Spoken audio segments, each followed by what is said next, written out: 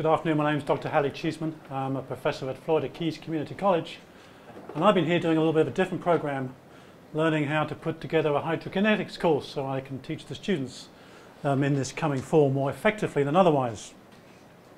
Here's an introduction to the Keys, Key West. I'm sure all of you have been there at some point or another.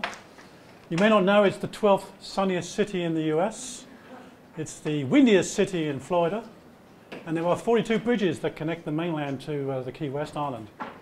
So there is an abundance of renewable energy, and therefore it's a little bit surprising that there has not been a renewable energy education program, that is until this previous fall.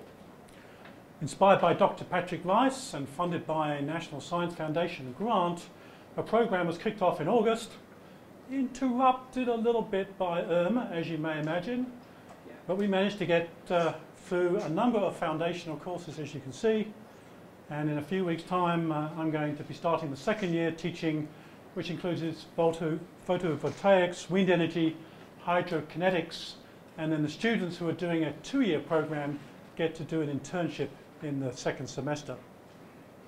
Google map of the college on the right hand side.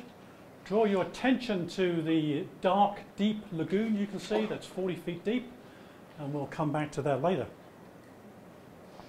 I started my work here accessing the information that exists to find out about the resource that could be tapped into in terms of tidal energy. Some modelling that Georgia Tech did, NOAA depth charts, some historical acoustic Doppler current profile data that I stumbled upon that did current profiles back in 2013 over a 6-week period in 17 different locations.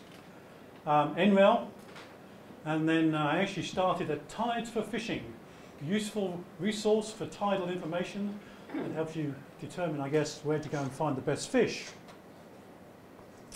This might be an example question given to the students as part of their course assignment, using existing information, compare and contrast the tidal resource that's available.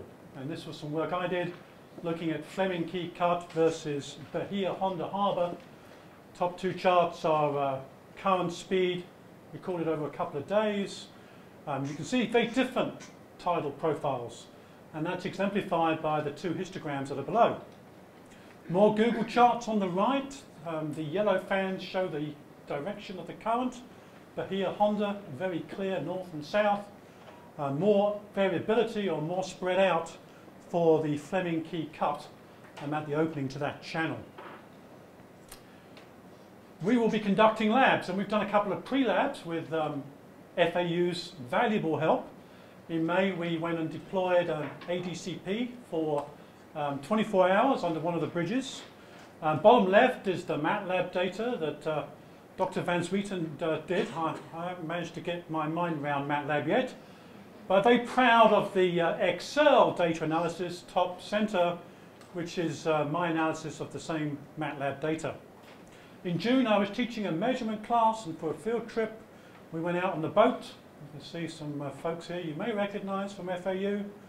And we did a transect ADCP measurement, north to south, south to north, per the right-hand chart, and then analyzed the data, combining the ADCP current data with the velocity of the boat to get the overall current flow. Last week, I was up at Harbour Branch. We'll be there next week for a few more days, pushing turbines through the water to analyze them, to determine whether that design is a useful design or not, and then analyzing the data. As you see on the right-hand side, top right is generator power versus speed of the boat, and bottom right is low power versus generator power. So the intention is we have a boat on order, and we are going to be experimenting with turbines in that 40-foot deep lagoon that you saw earlier in the presentation. Thanks for listening.